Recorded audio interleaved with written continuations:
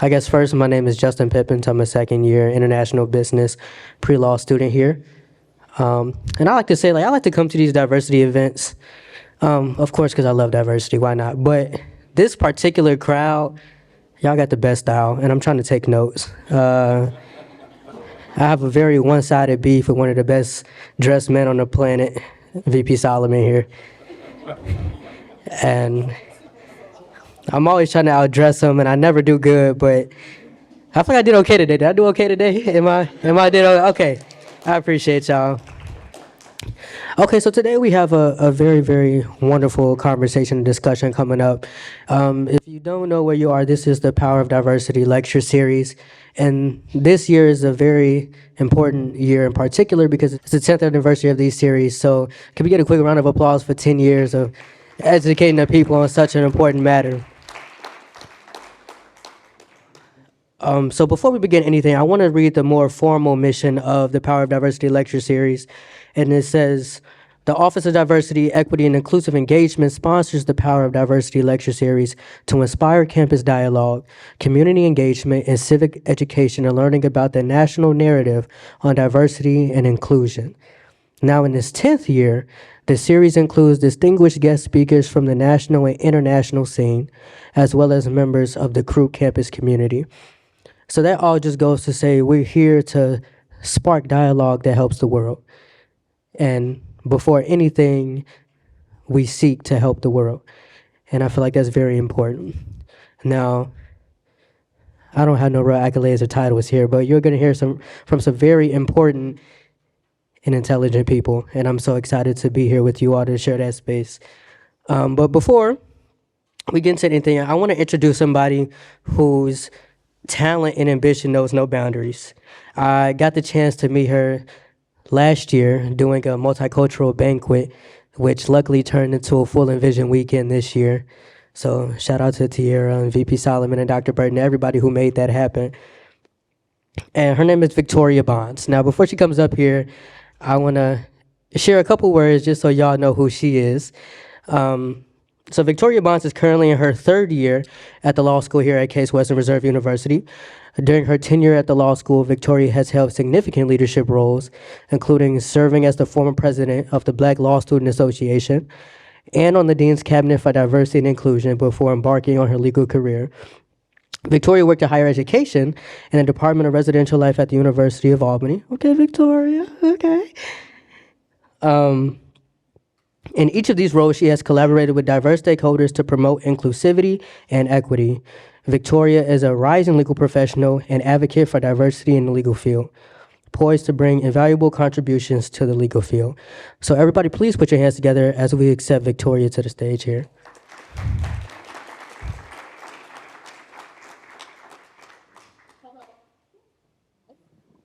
Can y'all hear me? Okay, great. So I'm not coming up here by myself. I'm actually going to welcome the rest of the panelists to join me on the stage as well.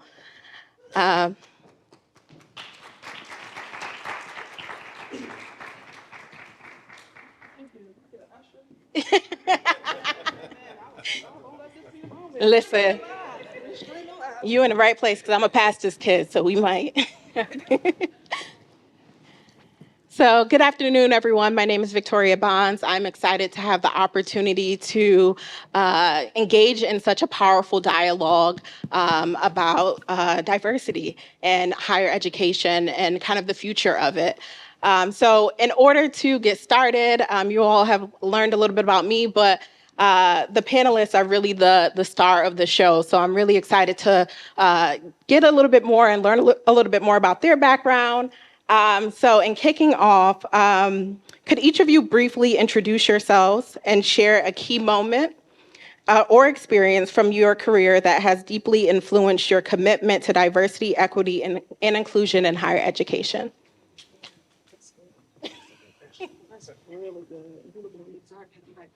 All right. Good evening, everyone. So happy to be here. And thank you again to Case Western Reserve and Dr. Robert Solomon and his team for inviting me here today. My name is Dr. Randy Congleton. My pronouns are she, her, hers, and I'm the Chief Diversity and Inclusion Officer at Baldwin Wallace University. And so, just a little bit, I don't know if you wanted more than that sentence. Okay. So at Baldwin Wallace, I'm charged with ensuring that our university understands that equity, diversity, inclusion, accessibility, and belonging are essential to the university mission and are imperative as we prepare students and prepare faculty and staff to live their lives at its best and to engage across difference on our campus. So a pivotal moment, there have been so many, oh my goodness. So one of the pivotal moments that really pushed me, I would say, into this work, even without knowing that this would one day be my title, right? Because remember that so many of you are doing this work in your spheres of influence, whether or not you have the title, right? I was at the time director of multicultural affairs in the College of Agricultural Sciences at Penn State University.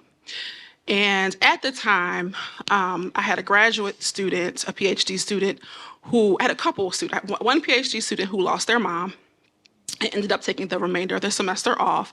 And this was a student that was part of the Bridges program, if you're familiar with the NIH Bridges to the Doctorate. And so they ended up going back to Mississippi because it was an Alcorn student in that partnership program and taking the semester off and just trying to figure out if they can get back in the program or sort of pause their space. The second student had to take their comprehensive exams in food science twice. And at that point was offered an opportunity to finish with a second master's because they already came in with a master's instead of continuing in the doctoral program. And I sat with both of these students. So not only was this a pivotal moment to say, go back and get your terminal degree because I recognize the limitations of my own knowledge, but also this reminded me that it doesn't mean anything that we spend so much time recruiting students to our universities if we aren't showing up at the most pivotal times when life will life. And if we aren't thinking about the nuances in the context, right, and the nuances in the situation, that we need to disaggregate to really look at people and not just what's on the paper policy or the process that we paint with the broad stroke and say we do this for everyone. Right? And so I think that was such a pivotal moment for me as I sat down and met with faculty to figure out what we could do, as I was meeting with our director of grad programs to see what we could do to really think about how do we get to the nuances and disaggregating the context of what was leading to the struggle that students were having, in particular graduate students, and how could we really implement initiatives and implement a thought process that led to thriving and matriculation, even when life lifes. Right? And so that I would say is one pivotal moment for me, both as a practitioner wanting to get behind the weeds, right, of policy and people, but also as a pivotal moment to even go back and say, I have now problematized my why, right? Okay, thank you. Thank you. Oh, that came out of nowhere. Where'd that come from? I got a magic wand. Well, good afternoon, everyone. Evening. My name is Flap Cockrell. I use he, him, his pronouns, and I serve as the inaugural vice president for campus engagement, diversity, equity, and inclusion at Cleveland State University. And so in this role, most institutions, they have a VP for student affairs and they have a VP for diversity, equity, and inclusion. I get to do both, and that is the joy of my work, because I grew up in student affairs, but I also was a chief diversity officer many moons ago, I would say. And so the intersectionality of the work, there is so much overlap when you think about the work that we do, not only for students, but also the work that we do for faculty and staff as well. So I'm originally from Mississippi. You may hear the twang. I just got back from Mississippi a few days ago. So if I say something, you'll be like, what did he say? Just raise your hand and I will repeat it. Because we have our own dialect and everything in my household. So a pivotal moment for me, grew up in Mississippi, went to undergrad in Mississippi, but I was blessed with the opportunity to go to Florida International University for my master's program. And I had an opportunity to do a practicum experience in the Office of Multicultural Programs and Success. And so as I was doing my work, tutoring students, planning programs and activities for all sorts of marginalized communities with at Florida International University, one of my mentors said to me, if you're not at the table when decisions are made, you're on the menu. And that was something that truly stuck with me. And she said, what I'm going to do is continue to break down barriers and widen doors so you can be in these spaces. And I was like, I'm just a first-year master's student. She said, but you're doing the work. And students are talking about, the work that you're doing at the institution and how it's making a difference. The president is seeing it, the community members are seeing it, and I was just doing my work, just what I learned in undergrad, right, and what I took from my undergraduate experience. I went to Mississippi University for Women, which was the first public college in America to admit women, but they started admitting men in 1982, and so we had only about 2,400 students, and probably about a population of maybe 100 men out of 2,400 students. But I had an opportunity to be an RA, a student government president, and all these things. And so I'm just doing the work alongside my mentor at the time, who was the director of diversity, equity, and inclusion. And so I took those experiences with me to Florida International. And growing up in Mississippi, I thought that the majority of the issues centered around racism and what have you, and discrimination and prejudice was just between black and white people, right? Because I had a very narrow view of what those things were from growing up in the South. But going to Florida International University and seeing that I was in a melting pot of people and that everybody was dealing with these issues and these circumstances, it really made me lean into wanting to learn more. And how can I be an advocate for those marginalized communities? How can I open doors and make sure that students that look like me, and even those students that don't look like me, that they have access to resources and programs and resources? And so that's when my journey started within the DEI work many years ago. And so I'm grateful for my mentors who brought me to certain tables and gave me an outlet and a platform to speak. And one of the things that I learned from being in these different spaces, that if you are in these spaces, you have an obligation to make sure that you're doing the right thing and holding people accountable, right? And so a lot of times when we are in spaces, I'm not there to be for a performative matter, right? I have a voice, and I want to make sure that we are furthering the mission of our institution. And I share that with my staff all the time, that you're in the right place at the right time, in the right seat at the right time. And it is your role to make sure that you're advocating on behalf of those marginalized communities, and also to make sure that equity is at the forefront of everything that we do. My President Laura Bloomberg, talks all the time, and I'm grateful that I have a co-conspirator and a co-collaborator in this work. She says all the time that JEDI, justice, equity, diversity, and inclusion, is more than a four-letter word. And so I think of that in the context of when I'm out doing trainings or I'm serving on panels. I tell my colleagues that this work is more than just putting a sticker on your door, that I need your hearts, I need your minds, and I need your feet. Because your sticker don't talk. The sticker doesn't do the work. So that's how I got my start, and that's when I saw myself really doing the internal work of looking at how do I. Isabel Wilkerson talks a lot about in her book in Cass that you have to do that self-work first, right? And really looking at the self-work, and then making sure that my head is correct and is right, and then it's the boots on the grounds. A lot of times people like to hide behind T-shirts and stickers. It doesn't do the work. We need people who are boots on the grounds that are doing the work. If you say that you're an equity champion and a DEI champion, it's important that you show up and it's not performative work. So thank you. Thank you. VP Solomon. Well, thank you all for being here. Robert Solomon. I serve as the Vice President for the Office for Diversity, Equity, and Inclusive Engagement here at Case Western Reserve University, and certainly proud to be here. You know, I think that I came into this work in a very organic way, and you know, I was started in legal education. I practiced law for a decade, but I started in legal education, teaching law students, serving in administration, and I did that for a few years, and then I left to go to the Justice Department, and then someone asked me if I would come back. And I had learned a lot when I was at the law school for about 5 years, and I was advising the Black Law Student Association and the Asian Pacific Law Student Association, and working with a number of the affinity groups in the law school. And so I learned a lot about their unique needs while I was there. And so when someone said, "Would you come back?" we were just, shooting the breeze. I said that, well, I would come back if, one, we created an office there to really consider the needs of these students, and we did all these particular things. I mean, I was just throwing out, put the sky's the limit. I'm just talking. I'm at the Justice Department. I'm happy. I'm doing whatever I want to do. And then I got a call 2 days later, and so the dean of the law school says, I understand there's something I can do to get you to come back. And that began the discussion about creating this office with a budget. And so, with a budget, I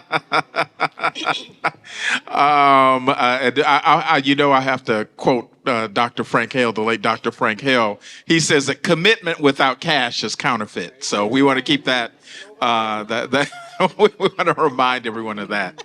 So I came back, I came back to the Moritz College of Law, and I became before people were even calling folks chief diversity officers. That essentially is what I became. I didn't even know that I was, creating this trend.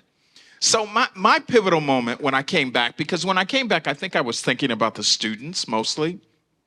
And I would say a pivotal moment for me was when an issue arose and a faculty member, a full professor, Jewish faculty member, came to me with concerns about something that he had observed and experienced.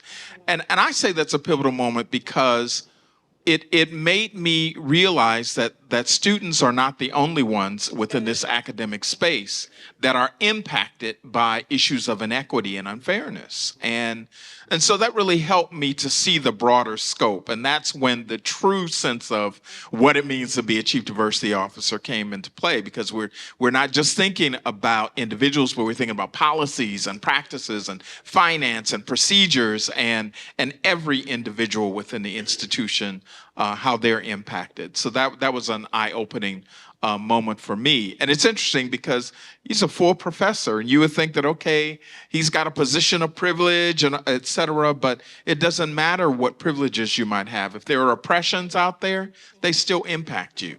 And, when we talk about privilege, we talk about the fact that any privilege you might have does not cancel out any oppression that you might experience in your space. So that will be mine.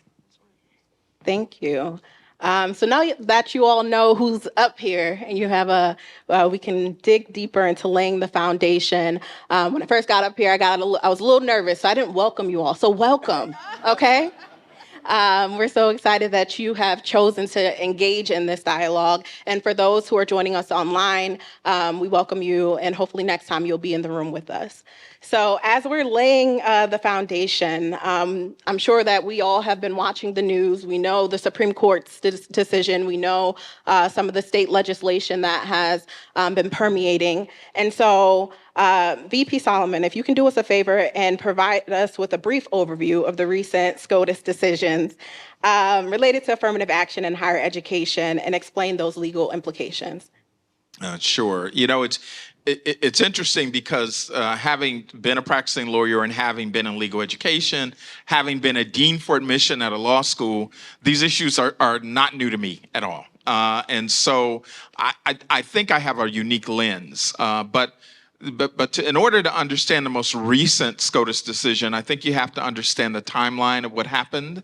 So if you go all the way back to about 1978 or so, you have the Bakke case. And the Bakke case essentially, some people laud it as a great decision, but the Bakke case really was a disheartening decision because with the advent of affirmative action and remedial measures in order to address undisputed, decades of racial discrimination, many institutions were trying to do targeted efforts in order to redress those things. And so that's where you get this whole concept of affirmative action. It is trying to help undo the incalculable harms that have happened to people because of racism.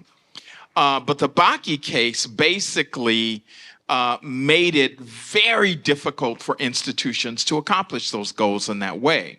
But what Justice Powell said in the Bakke decision was that it was constitutionally permissible to seek to achieve diversity in an institution of higher education because of the pedagogical benefits of diversity in education. So when you think about going all the way back to that time to the present, you will see considerable research, literature that talks about the benefits of diversity in every realm that we see.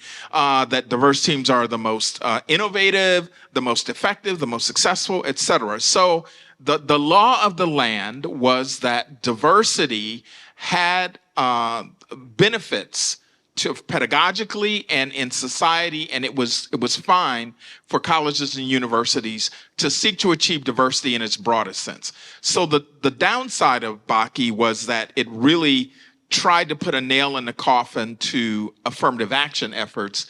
The upside is that we pivoted and adapted.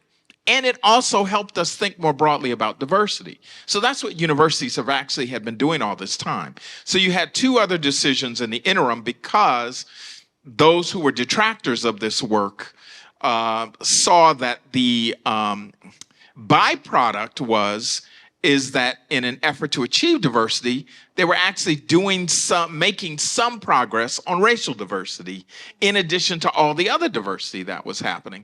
So you had the University of Michigan cases, which are called the Grutter and Gratz cases, where the court, a decision given by Justice Sandra Day O'Connor said that diversity is still a compelling governmental interest. It still is worthy, but we're going to drill down on how you achieve it, right? And I'm talking in very broad terms.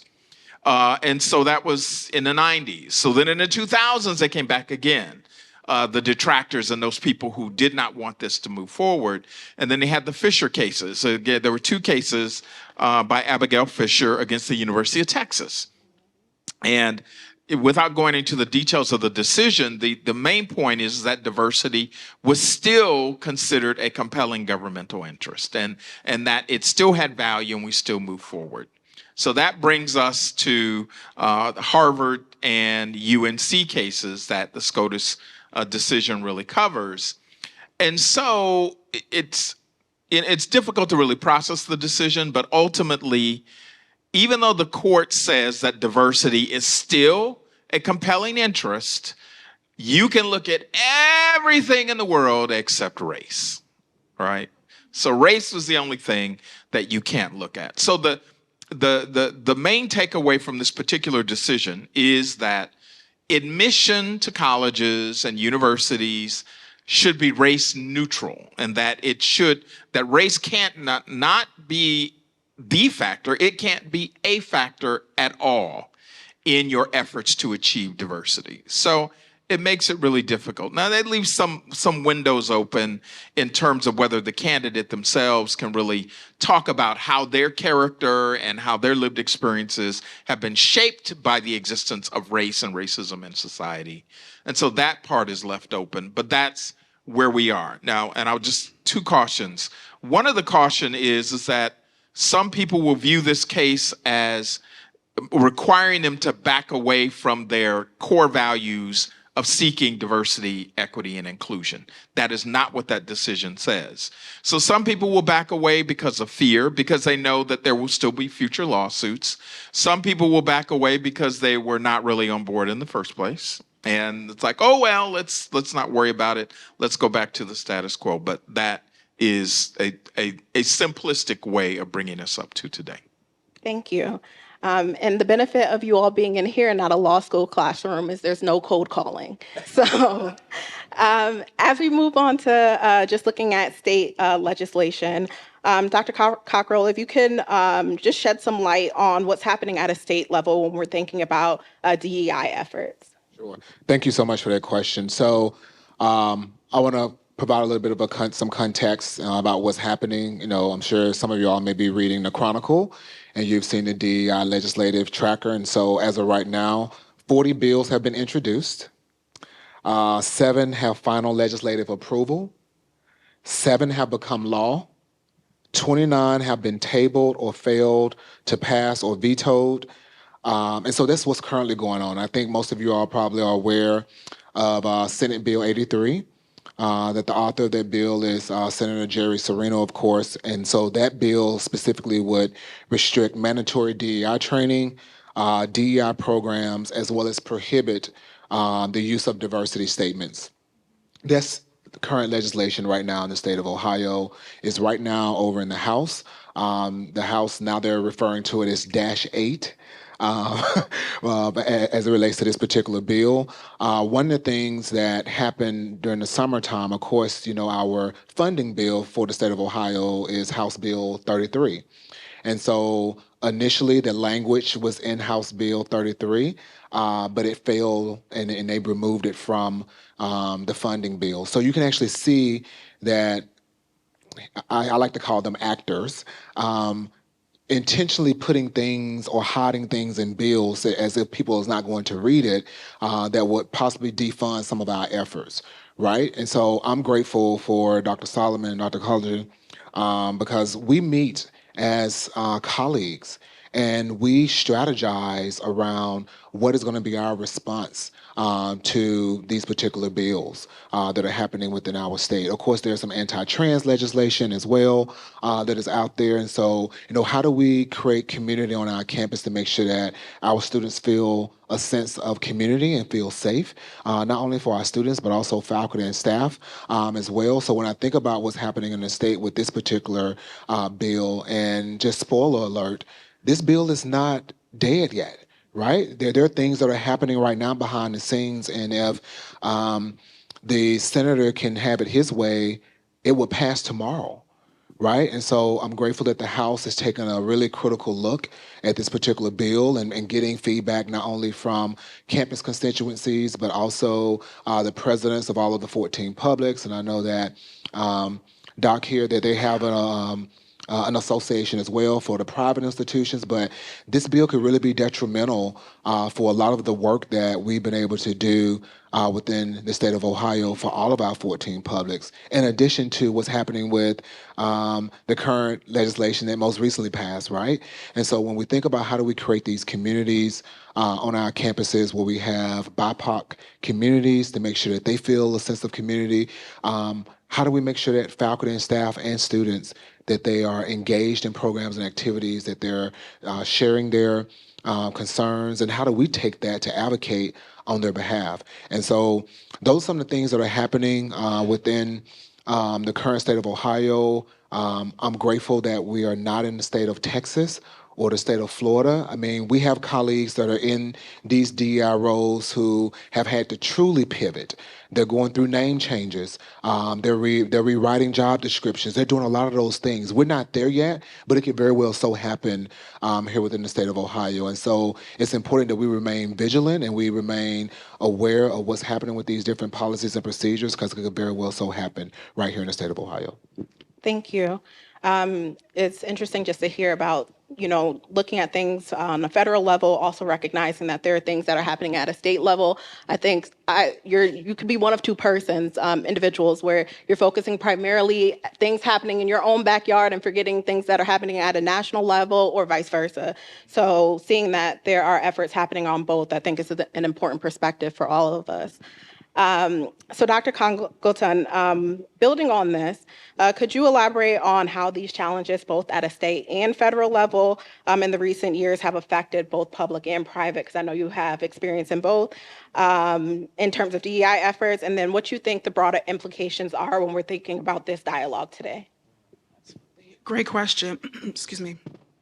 And so thinking about the current context, and particularly thinking about the private context here in Ohio, one of the things that we've been really thinking about at Baldwin Wallace is what does this mean for, and just kind of keeping an eye on, because we're not there yet, but keeping an eye on what does this mean for particularly named scholarships, philanthropic efforts, as well as particular initiatives that we have that provide sort of a community space and bridge space for new students, right? And how it's named, how it's described, and where might be the tensions, again, with federal and state political, the political place that we find ourselves in today. Because it is not as selective as, for example, like Case Western Reserve, we already take a pretty holistic look at our students where we have a higher acceptance rate.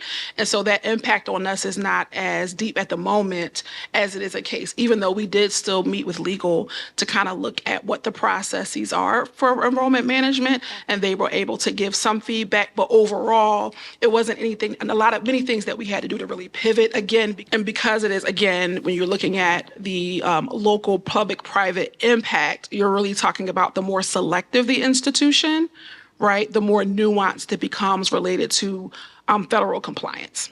Okay, so I just wanted to make sure I put that out there. So really right now what we're talking about is how do we keep an eye on and be thoughtful around how we engage with donors, how we engage with particular name scholarships that we already have, and then again, what might the implications be the next SCOTUS cycle for how particular programs are named, which is something that covers cross public and private. The second part of your question, I'm sorry. Let me go back. In terms of just the broader implications, which I think you've Okay. spoken to. Yes. Yeah. And so really, when we talk about the broader implications, I'm really thinking about the implications to the missions of our institution to really broaden what people understand and know to make life more complex. I always share, even when I'm meeting with faculty, I'm meeting with staff and students, if you're open to the idea that not everyone experiences this world the same way as you, this state, this city, or this campus, then we're able to engage in ways where you're open to the complexities of life and the complexities of the human experience. One of the biggest implications to me of how, of the use of politics to make particular decisions about higher education is really wiping away a key opportunity, really the key opportunity to have students, faculty, and staff wrestle with that complexity. Okay. And so again, when I'm talking to faculty and staff and we're thinking about the implications of this, one, again, at the state level, because whether the bills are private or public, people see it as Ohio. Right. And so is the state of Ohio, is this the best place for my young person to go to college? Right. So we really have to think about that. People say, oh, it's not us. But there are broader implications for everyone. And then also, even for our workforce, is this a place they want to work and be and live? Right. Regardless of the designation of their institution. Third thing, again, is the tensions and the critical nature of the mission that we all have to teaching and learning, and really thinking about the direction that we're moving, both if the privates are placed back in the bill or if something else happens federally related to legislation. What does it look like to be in classrooms to really think about things like inclusive pedagogy, really understanding that that is the underpinning of excellent work, right? How many people in here, if you've ever taught a class, okay, if you've ever engaged with a student, would say, I want my students to be the absolute best they can be and thrive in their space? By a show of hands. Yeah. When I ask that question, I rarely get anybody that goes, oh, well, no. Like, I'd be like, well, why are you here? You know? And so I rarely get, I don't think I get anybody that just flat out says, no, I don't want that for the students that I serve. I don't want that for the students I come in contact with. And so I start there, right? And so the implication is, what is the threat to that? Starting in that place to say, if that's what you want and that's what I want, let's talk about how we can have a person-first ethic of care. Okay? And a person-first ethic of care means the person I am supporting, what they need, what affirms them, how they thrive, thinking about different ways to assess outcomes, making space for neurodivergence. I am focused on how to do all of these things, okay? And I'm attuned to power and how power may play out and inhibit a student's ability to think critically and engage around the topic of conversation, okay?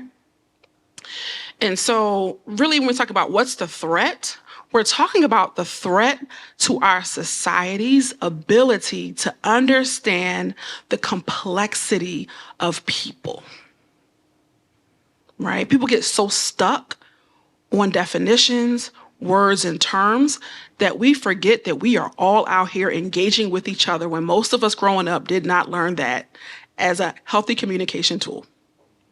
So now we're relearning, what does it mean to have a person-first ethic of care with the complexity of our humanness? What does it mean to have a person-first ethic of care when we come to this space with everything that came before us? The person that stepped on your foot, the young teen that you just want to smack upside their head because 16, the person that, in your family that you're like, you know what, I don't have time today. You don't leave it. I say, we don't leave it on Front Street. You don't leave it on the Opportunity Corridor. You don't leave it downtown. We bring all of that here. So when people are really peopling, right? When you talk about what's the impact of this, when people are at their most tenuous, all like the bias, all the things they think, all the misinformation, all of the things, they come to the surface and they come and they interact between people who at the end of the day are just, just trying to be here and engage, whether it's a meeting, a class, just trying to engage. And so the threat really is to that. How do we connect, not only engaged learning and scholarship, but how are we going to even treat each other and connect in the human condition? Because if I can't come to work and sit with you and say, this does not mean you're a bad person. What it does mean is that there's a moment you messed up. Do you want to know what could have gone a little bit better and how I've thought about this particular thing? The threat is to that. How do we become better than we were yesterday across the board? That is the biggest impact to what's happening than anything else, in my opinion. Because people create policies, create practices, create programs, create classes, right? And so if you don't have a person-first ethic of care, everything else falls through the cracks. I'm definitely leaving with the person-first ethic of care. I think that that's a individual implementation as well that we can all grab a hold to. There was something that you were talking about as it pertains to just the overall threat. And I'd love to hear from you all in terms of how are you responding, right? I think a lot of people are like, well, after you heard what's happening at the federal level and at the state level, what was your first response? And then with that in mind, how do you remain committed to this work in light of that while staying compliant, I guess? That's good. Well, I'm going to be honest. When I first heard it, so I started at Baldwin Wallace in January. I came from the University of Pittsburgh, where I was Assistant Vice Chancellor for Equity and Inclusion. I had also been Vice President of Equity and Inclusion at Chatham, which is also in Pittsburgh. And I got here, and about 3 months later, the bill came out. And for me, it was really a matter of when, not if, but I think when the moment comes, it's still very much like, ooh, here we go. Right? And I didn't think it was going to happen as soon as I got to Ohio.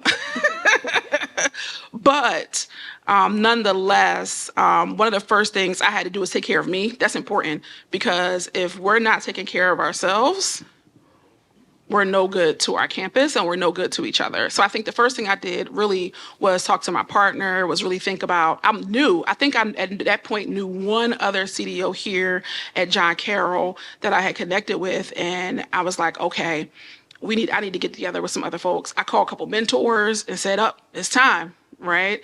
And just said, hey, what do you think? What's the National Association talking about? Because I have a couple of mentors who are in leadership for our national organization, the National Association of Diversity Officers in Higher Education. So I'm like, what are you all thinking about? Just letting you know, Ohio's next, right? And sort of thinking about it like that too. And then I reached out to my colleague at John Carroll and said, hey, so I know this came up. I think we should start coming together and talking about that and providing space for each other. And she's like, well, I know Flap at Cleveland State. And I was like, okay, I don't know him, but okay. And he's so great. That's my frat brother. But anyway. And then she said, well, let me send out a couple emails. And then I guess she talked to you. And next thing you know, it was a whole group of us on the computer, like, okay, everybody, deep breath. Number one, Flap said, number one, are you taking care of yourself? Right? And then number two, let's talk about what might be next. And so that was like the initial response. Again, person first, like starting with you, and then also then how do we come together collectively, and how are we starting to process this on our campus? Because if you remember, when this first was proposed, it was actually public and private in the first phase of the proposal. So that was sort of all of us coming together to think through, okay, there were different nuances, but what do those nuances look like? My initial reactions were, one, what impact would this have on students? I'm an HBCU grad, and so when I think about the context of the work that not only did I go to school to at HBC, but I also worked at HBCU, I thought about what will our recruitment look like now, because students are now looking for a sense of belonging on college campuses, and I would say not only students, but also faculty and staff as well. And so what does this mean for our respective campus? What does this mean in our recruiting strategies and our retention strategies? Because people really want to know, when you think about the Pride Index and you think about the NESI data and all those type of things with the engagement, people are looking for a sense of belonging. That's what our data is telling us at Cleveland State University. And so how do we continue to advance these particular programs and services when we know that a said bill is hanging over our heads? The second thing, with not only with taking care of our students, how for me as a CDO and also a chief student affairs officer, how do I hold space and create space for people? Right? And so being able to make sure that we were talking to faculty, we were talking for students, we were talking to staff members about their own well-being, because some students were like, well, does this mean I have to leave Cleveland State University and go to another institution? Will I be able to continue my education here? Faculty and staff were like, do we need to get rid of our employee resource groups, right? And so how do we hold that space and create those spaces for those individuals who were impacted the most by those particular bills? But then I would say the third thing for me was, what was the workaround? Right? So my dad is 84 years old, and he's always dropping nuggets. And I remember talking to him and my mom about it, and my dad said to me, and I quote, he said, son, it's the same cow, it's just a different color. End quote. Right? And so my parents, my dad was born in 39, my mom was born in 47. They was like, we've been through this before, right? You just have to figure out what the strategy is.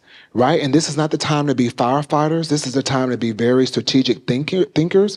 And how do you navigate, what does the bill say versus what does it not say? Right? And so I found peace in that.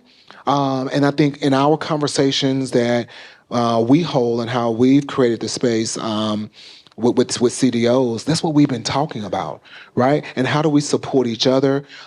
We share resources, we share documents, to make sure that we are protecting our respective campuses. And so my initial thought was most certainly about the students and how do we make sure that those students are going to be safe on our campuses. The students are still asking questions, right? Although the Senate bill is still alive and well, it didn't pass in the House, but it's still alive and well, and our students are reading this information. I think about our recruitment strategies of students that we're trying to recruit from out of state to come to Cleveland State University. They're asking about Senate Bill 83, right? And what we're hearing from families is that they're not going to send their kids to a state where they can't be their authentic selves, and we can't hold space for marginalized communities. And so those were my initial thoughts. But then also, as I said earlier, about the employee resource groups and for faculty, I thought about our diversity councils that we have within our respective colleges and the work that they've done to advance the work of equity. What happens to that work and what's the workaround there to ensure that, I'm an advocate of, and I always share this at the president's leadership table, that if we recruit students and admit students to our university, we have an obligation to make sure that they graduate and they become gainfully employed by any means necessary, right? Because what we do know, and the literature tells us, for students who are from marginalized communities, it took a lot for them to get there, right, to these spaces. And to go back home and to be shamed, like I'm a first-gen student. My grandparents and my parents told me, you got to graduate within 4 years. That's all the money we have. There's no more, right? And so to go back to our communities without these particular degrees and what have you, you think about the mental piece of that. You think about the debt associated with it. And so I started thinking about, okay, is this an opportunity for me to go and talk to a donor, to talk about changing the language in the fund agreement, right? So those are some of the things that we did at Cleveland State University to address some of those things. Thank you. As a student, one, we appreciate you all for the work that you're doing because I think we're first beneficiaries of that work. And you spoke a bit about strategies, and just for the audience that's here, I am going to move over into audience questions after this last one. So begin, thinking about anything that you have on that you'd like to ask. But VP Solomon, in terms of those strategies, if there are other DEI practitioners that are in the room, ones that are online, can you share one, a word of encouragement? And then secondly, can you give one or two strategies if someone's starting from the beginning, they may not have the resources that the individuals on the stage have. What does that look like for that practitioner? Yeah, that's a real tough one. Well, of course, there's always this protectionist sense that we're not going to give all our secrets away. No, but I'd like to go back to sort of the impetus for a lot of this, and that is that a lot of the opposition to diversity, equity, and inclusion, and I'm not saying DEI, and that's the president of NADAHE, our national association, has really drilled in all of our minds and hearts to stop saying DEI because it becomes easy to villainize it, right, and to misinterpret it. And so when you say diversity, equity, and inclusion, it reminds you of what these words mean, right? And so the interesting part is that there's so much focus on these, pithy phrases like CRT, that's the devil. When you really don't understand what critical race theory is, it's a legal analysis and approach to looking at problems. Same thing with DEI. So the term DEI has been villainized really by some who really don't understand. They really lack knowledge. I think there's some people who sincerely just don't know what it is. There's some people who do know what it is and they don't like it and they're not in favor of it, right?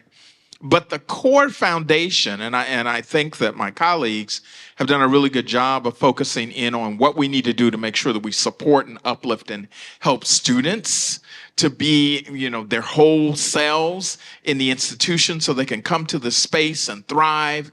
But ultimately, we want to prepare our students to thrive in a pluralistic world. It is unreasonable to think that our students can be as successful as they could be and should be if they don't have the skills to navigate difference in an effective way, right? And so, if I would say when you think about the strategies, I think you have to step back and think about what are we really trying to achieve, right?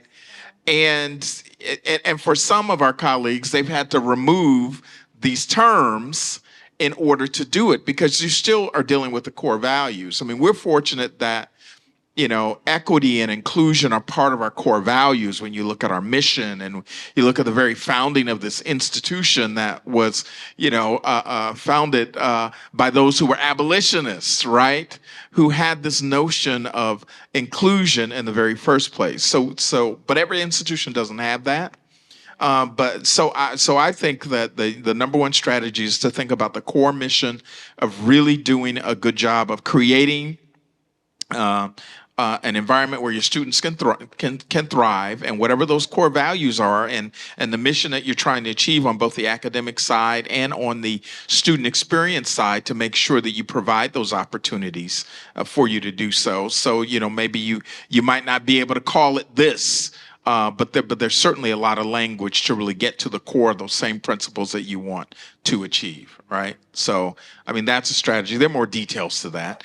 The other strategy is that, at least in terms of the SCOTUS decision and in terms of the legislation, You can still do community work. You can still target. You can still go out and recruit people from a broad cross section of places. You can still do all of these things. There's so much more that you can do. And I think that that's one of the things that, kind of going back to the last question, my first thought, and the thought I think of our leadership, is how do we continue to embrace our values of diversity, equity, and inclusion and belonging, in light of all of these roadblocks that are up.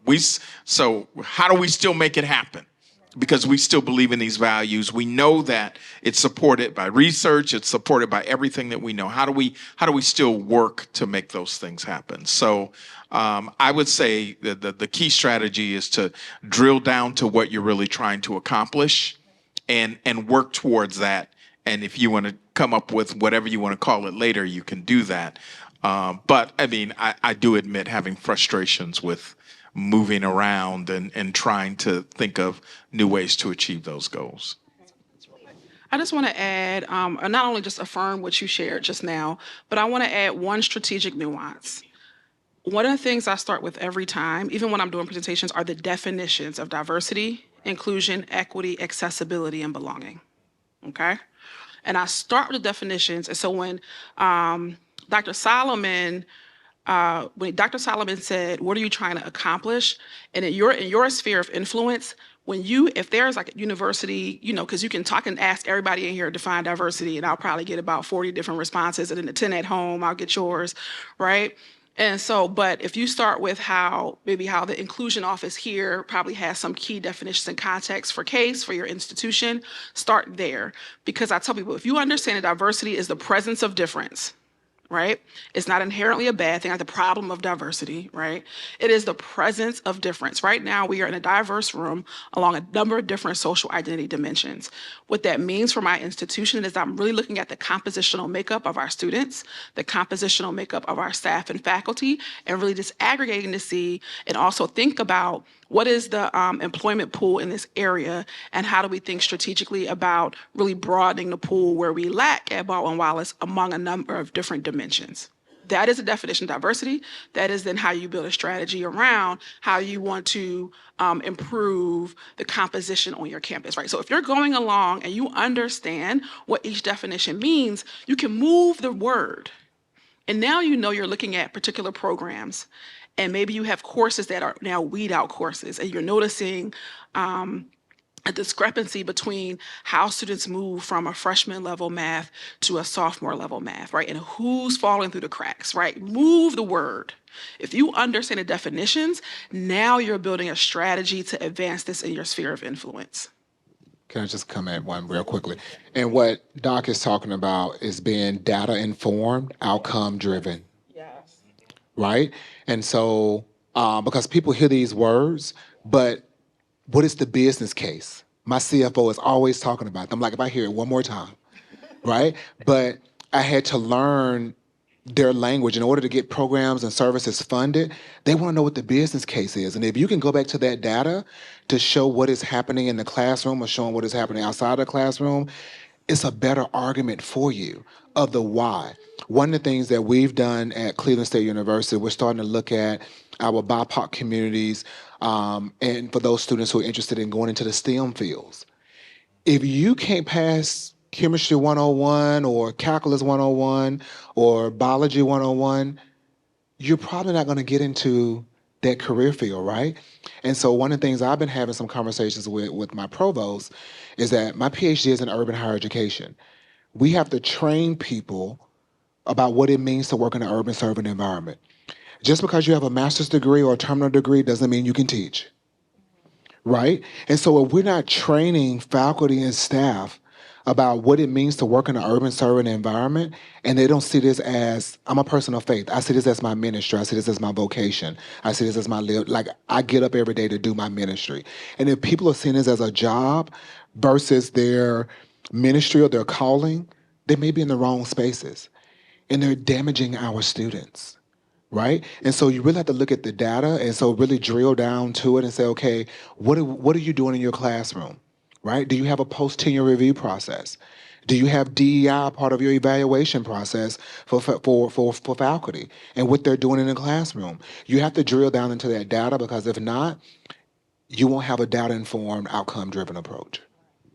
Thank you. Yeah, and I just want to, yeah, I know we're going to get to it. Just real quickly, I just did want to, I did want to add also, I think education is part of it, because one of the things where people acknowledge is that most people don't realize that when we talk about diversity, equity, inclusion efforts and belonging, we're also, they think we're talking in a racial binary, right?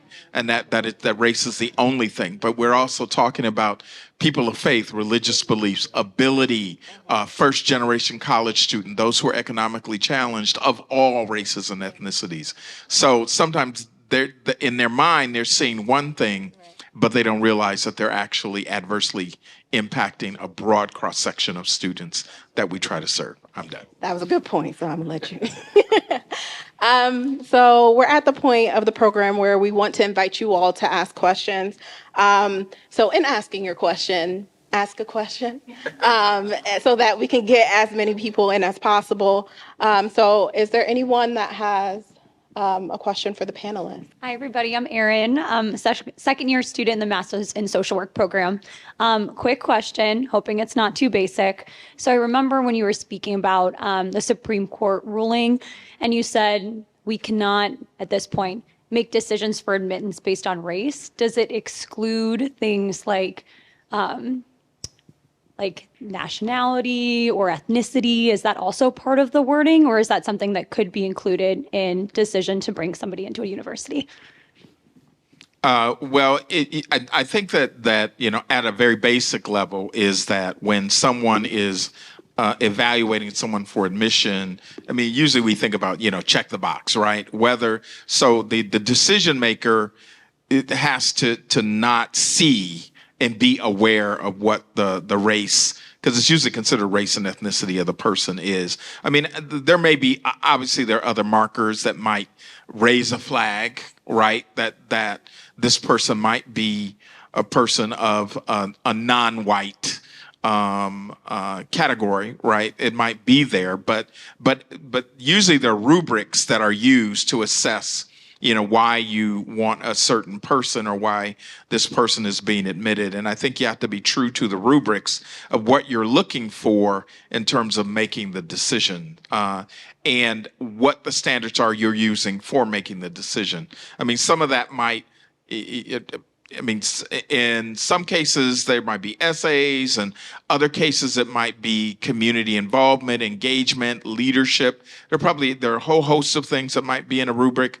And I would say that ultimately you have to look at the rubric that you're using as a decision maker to admit a student. And that should not be just race alone, cannot be a part of that rubric.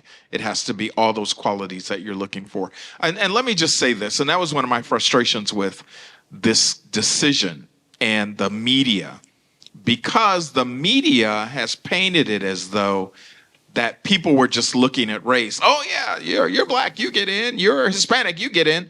That wasn't happening. It was happening nowhere. Absolutely nowhere. Since the Bakke decision, everyone knew that while race could be a factor among many factors, and usually it was a factor because they look at their student body and they'd say that we need some more racial and ethnic diversity. That's all they're saying, right? That it was a broad process. So the way that I think it's been painted in the media has not been the case. I mean, no, and really even before then, people had to meet the academic standards of the particular institution, or else they would not have been admitted. So hopefully that answers your question. We have one here, and then. Hi, thank you. I'm Ilana Hoffer-Scaff. I'm Director of Milestones Autism Resources, so I appreciate you mentioning neurodivergence in terms of the definitions. This is a difficult an understatement. I mean, just a feeling of attack in so many spaces. And I'm just wondering what gives you hope and what you're looking ahead for the future. Is this changing how you're working and those kinds of things? Because it's very hard. We have a lot of intersection with LGBTQ, with autistic individuals, and there's a feeling in the community of just really being under attack in all these different spaces. So I just wonder if you can share a little bit about that aspect of what gives you hope to move forward. Thank you. Thank you. Dr. Cockrell, would you like to? Yeah, thank you so much for the question. As I shared earlier, this is my vocation, this is my ministry, so I'm operating in my calling. And what gives me hope is that I get up every day and get an opportunity to work with 14,160 students every day who are resilient, who are fighters, who challenge me each and every day to keep going. And when I have those down days, like I kind of look out on the plaza. My office faces the plaza, so I see young people going about their way, and I was like, I'm in this role for a reason, right? To be their number one advocate. And although we're under attack with the different policies and laws and what have you, I get to sit at this table and be the voice for those particular students. And I get to work with my colleagues, not only here in the city of Cleveland, Strongsville, and out in the area as well, but across this, Berea, but across the state of Ohio, across the globe, who are advancing this work. I would tell you that my colleagues here, docs, we meet and we're inspiration for each other, right? And so it's a brave space, it's a safe space, and we talk about things that we're going through. It's a very open space, and so we meet for an hour every 2 weeks, and just to have conversations about what we're dealing with on our college campus. And so that gives me hope, but it also the other piece of the hope is that I have an opportunity to influence policy on my campus, to make it better for the next generation. And that I have co-collaborators and co-conspirators who are dedicated to doing this work, who are in the fight with me, who is just not standing behind a sticker, that they're actually on the ground helping me do the work. And so they're not only working for me, but they're also working with me to do this work. And so that's where my sense of hope comes from, because I realize that the work that I'm doing is impacting the next generation. And I wouldn't have gotten into this work if it wasn't for the gratification that I get. Someone did it for me, and I think it's important that I pay it forward, right? And so the way I pay it forward is by being able to stand on tables and stand up and say, this is not right.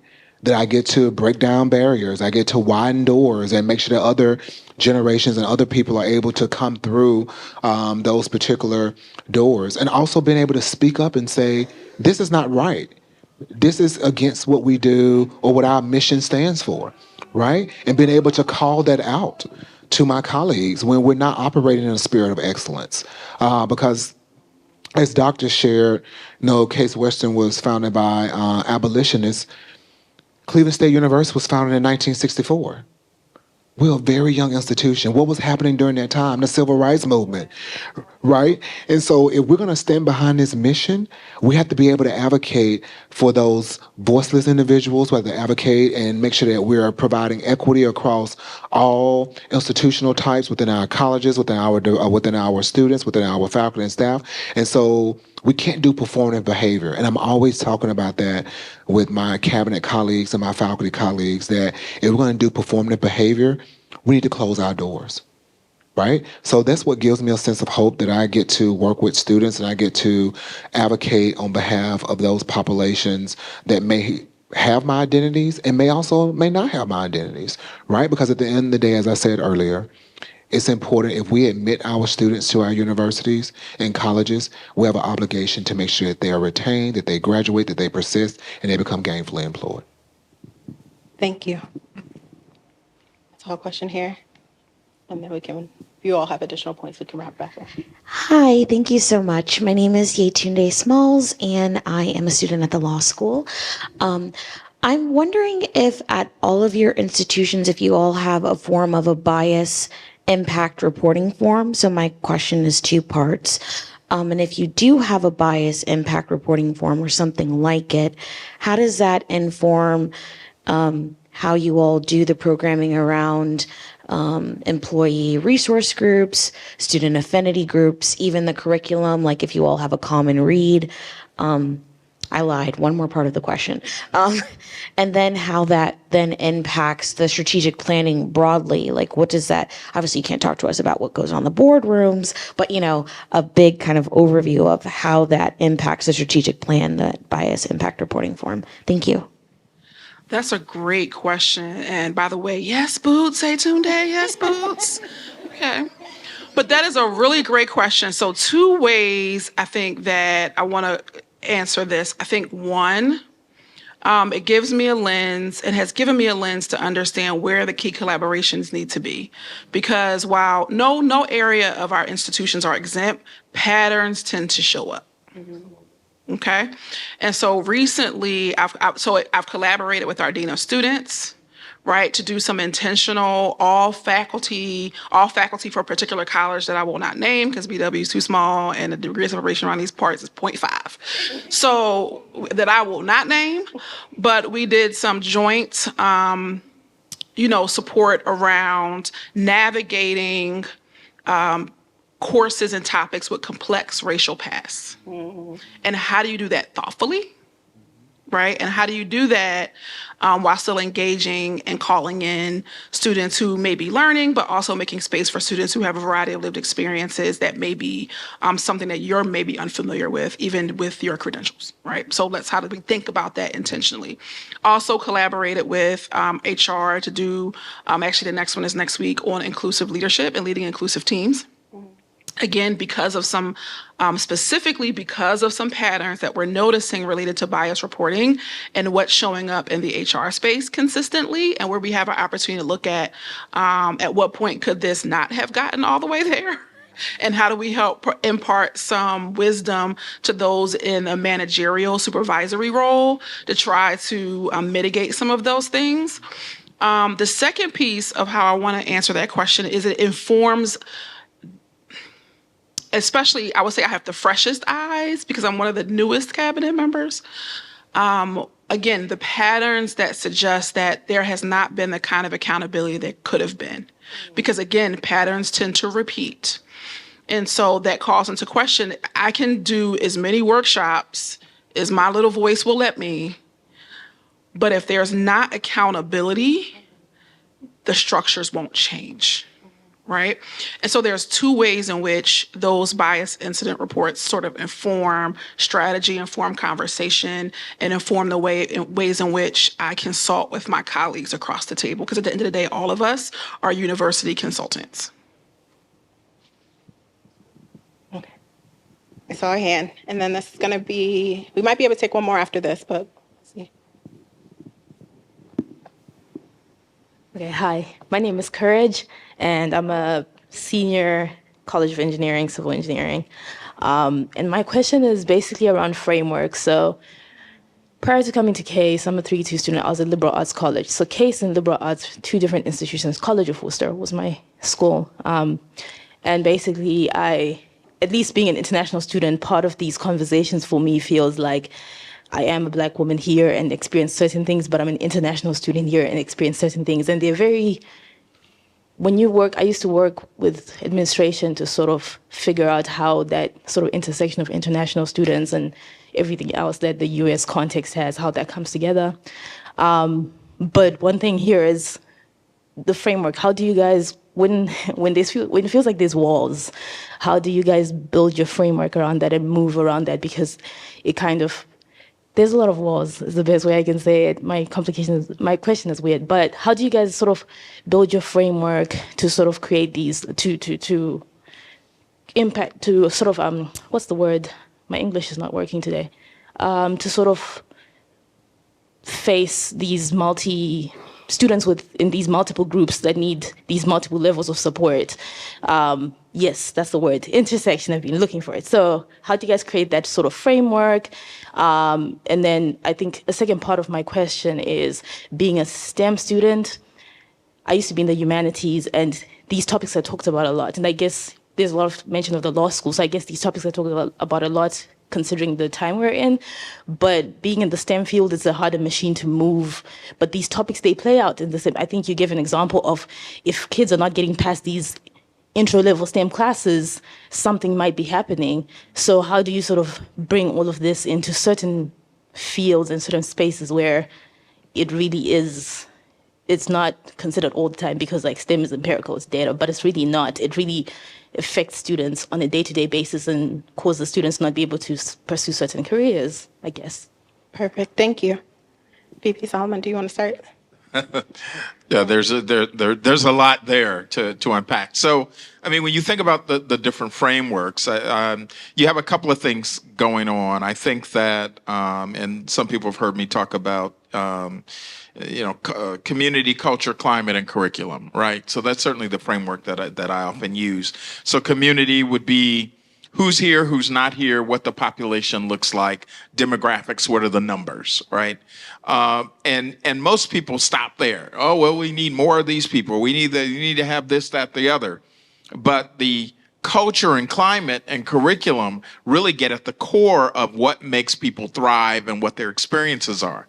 So when I think about the framework that you're asking about, the first part is creating an inclusive culture, and you have to think about ways that you do it, and that can happen in a number of ways.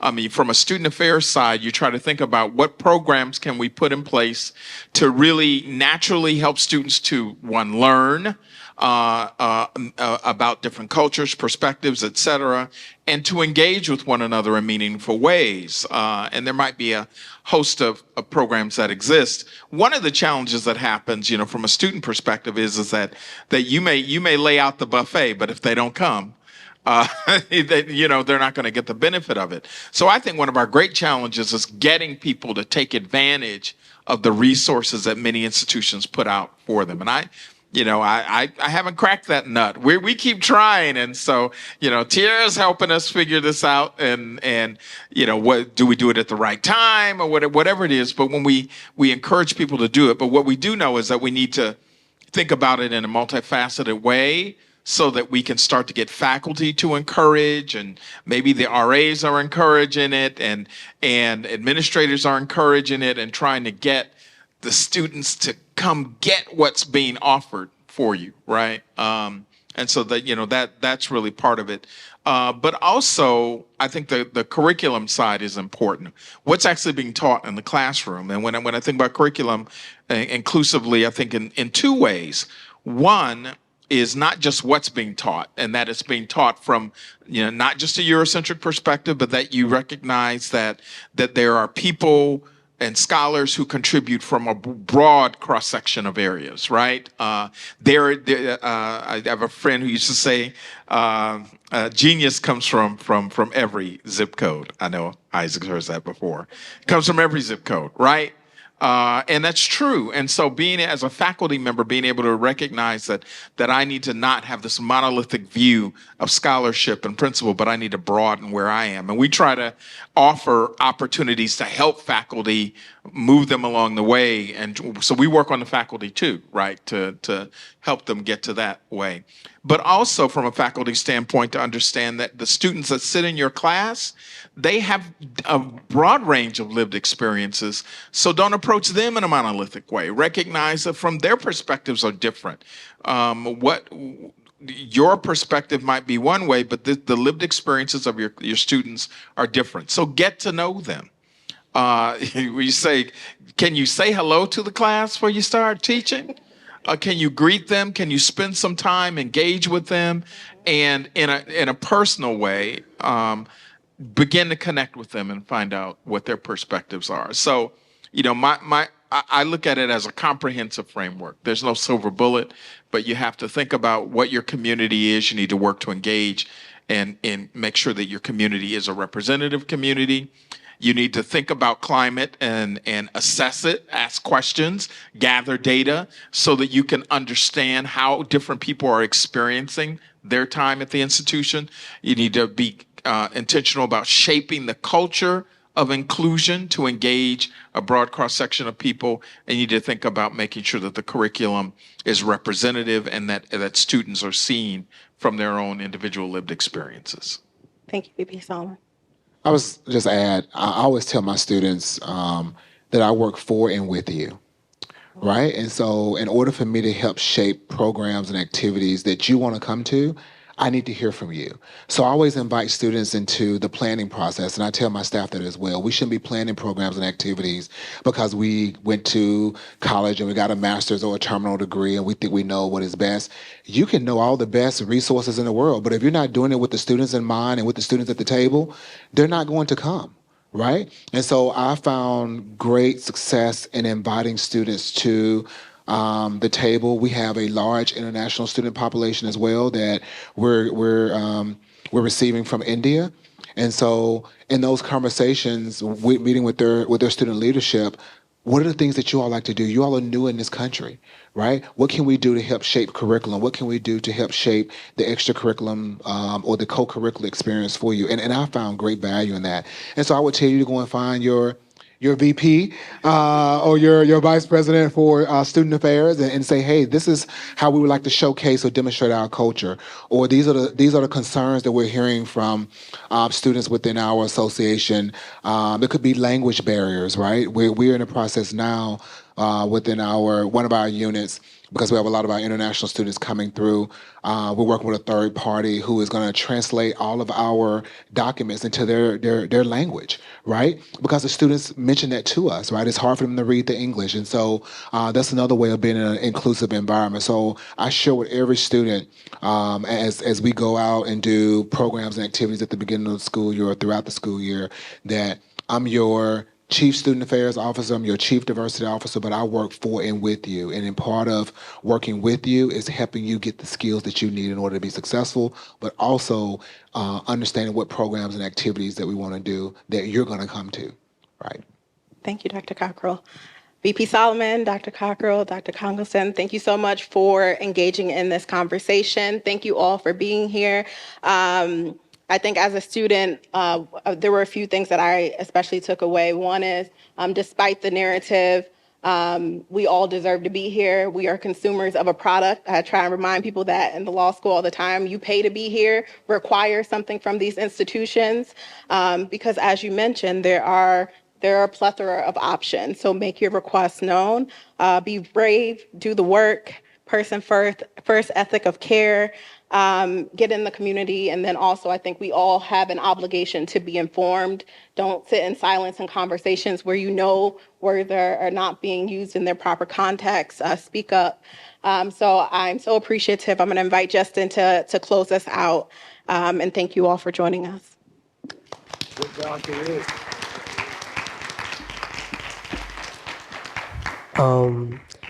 Can we clap again for Victoria doing an excellent job moderating? I just want to echo some of the points she talked about, and I'm going to take away a lot from this conversation, and I implore you all to take some of the stuff said here to heart as well.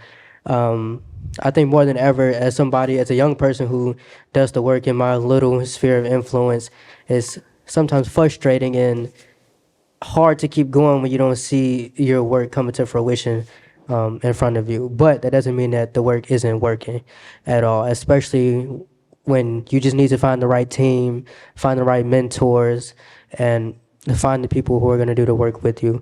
And this conversation kind of reminded me that there are other people doing the work with me, and kind of restore my faith that things will get better one day. You know what I'm saying? So I appreciate everybody on the stage and everybody who came out today for making this such a success. Now, I won't add on too much because it is the end of it. So again, I thank you all for coming out so much. Thank you again, everybody on the stage, and you all have a wonderful night. Thank you. Be safe.